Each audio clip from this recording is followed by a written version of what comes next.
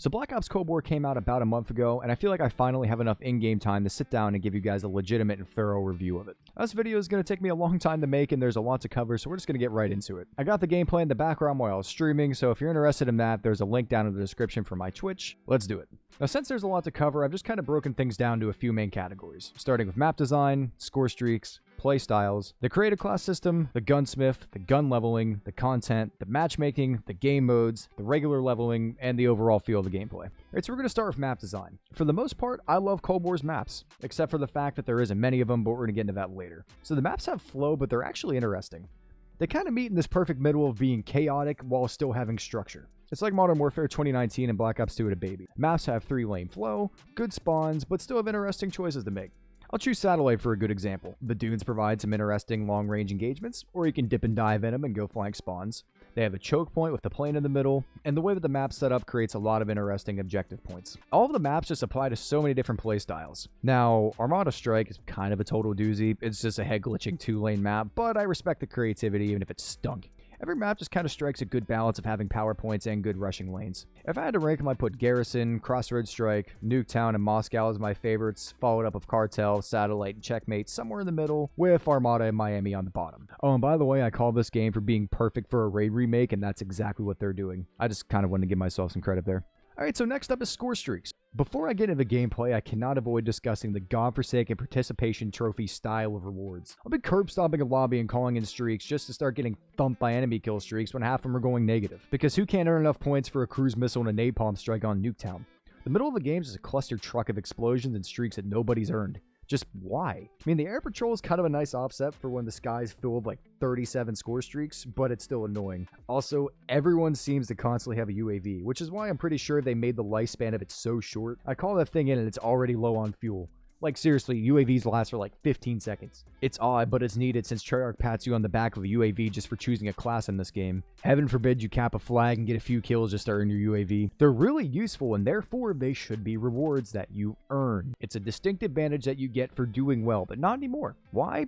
I don't know, it's probably money. You know, Timmy has fun, gets a UAV, and then he goes and steals his mom's credit card just to buy some blueprints. Activision really just kind of has me tinfoil hatting over everything anymore. But overall, I mean, the streaks are fun to use. The cruise missile, the napalm are really effective. The chopper gunner is a tad underwhelming, and the VTOL and the gunship just cost way too much. Oh, and add on to that, the sentry turret is way too weak. I'm pretty sure I sneezed on one of those things and they broke. The score streaks probably get a B- for me in this game. They're fun, they're solid, they're just way too easy to earn. I really hope the system never comes back in Call of Duty. Alright, so next is playstyles, which in my opinion is where Cold War really shines. So many different playstyles are valid in this game. And with the game's interesting creative class system, there's a lot of ways to play. Sniping, even though it's weak, is fun and satisfying, and it's a challenge I enjoy. And if you prefer a more traditional style of sniping, Miami and Satellite are good maps for you. Or you can hop into 12v12 and Chris Kyle your soul away. Dirty Bomb's there too if you really need some long-range sniping. Knifing's really enjoyable, and the pistols are really strong if you just feel like running secondaries like John Wick. It's just kind of a fun way to run and gun. Shotguns, when used right, can be satisfying and at times feel really overpowered, but they're not that bad. Rushing's a blast with powerful SMGs and easy spawns. LMGs and ARs kind of allow you to slow down the game unless you just use the no recoil AK-47. That thing's busted. And the maps have wide open areas for long range head glitching and camping engagements. Every map applies to just about any playstyle. They all seem to have one area just meant for long range fighting, and they all have corridor fighting.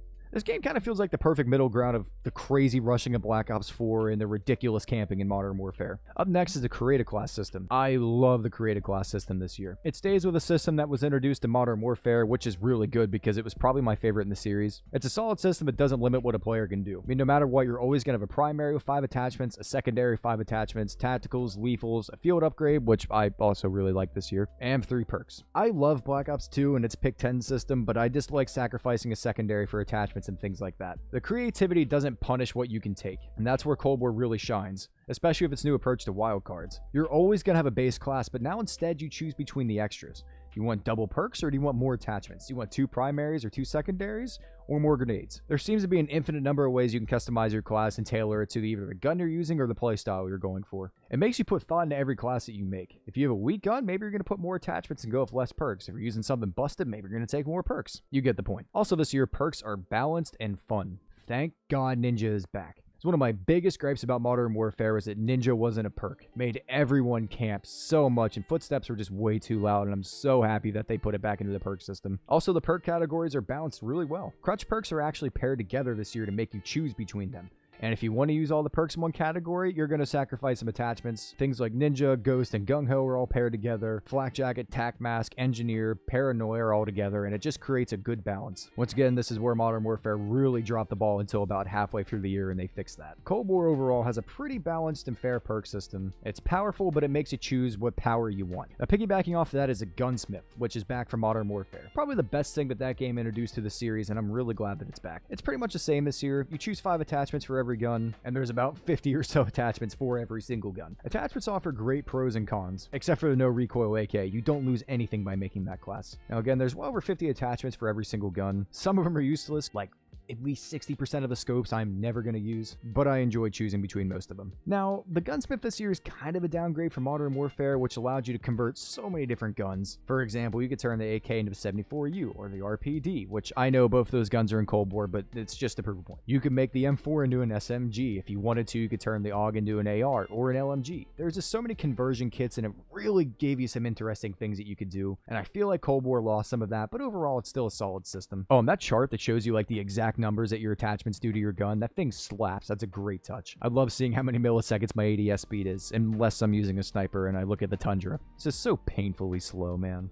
Going along with that is a gun leveling, which, dear lord, for the first week of this game was obnoxious. You could play like 3 days of one gun and barely get it to 50. It was just way too long of a grind, which they tweaked, and it's still a grind, but it's a much more obtainable and enjoyable one. If you're going to camos, you need to get every single gun to 50, and that's what can make this game feel really tedious at times, but again, they tweaked it, and it feels better now. And when they bring double weapon XP to this game, it's just a grind fest. Okay, so now we're going to move into some of the things that just really bring this game down, starting with the content. There is a reason that I'm doing this in the first month of this game's been out. I wanted to get this done before Season 1 came out. I think it's important to see what you got for $60 and what the game gave you at launch, which is where Cold War really drops the ball. The game had a really lackluster amount of content at launch. We were given eight normal multiplayer maps, and 2 of them just piggyback directly off the 12v12 maps. Granted, Dirty Bomb's map is huge, and it's pretty good, honestly. But 6v6 should be the core focus of a Call of Duty multiplayer, and 8 is just way too little.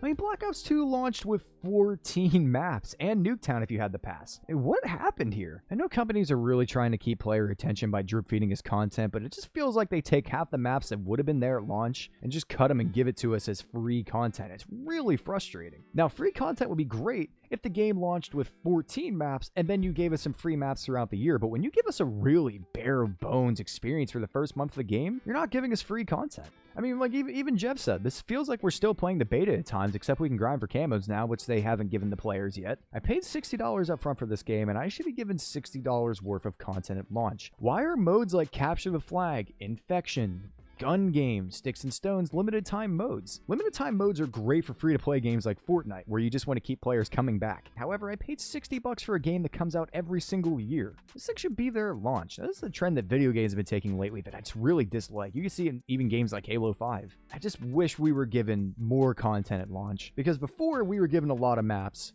and then we paid for more. So to get out of making content for free, they cut everything at launch and then give it to you throughout the year, and it's really frustrating when they advertise Season 1 as the most content ever. It's like, yeah, I bet you if you launched Black Ops 2 with only 8 maps and then gave us everything in the first month, that probably would be a really big content drop. So I'm gonna hop off that pedestal. This does not ruin the experience for me. The camo grind and the overall gameplay is fun enough that I've been coming back regardless. And I am really excited for Season 1. It's just frustrating how the content was handled. Alright, so next up is the biggest thorn in this game's side, and it's matchmaking.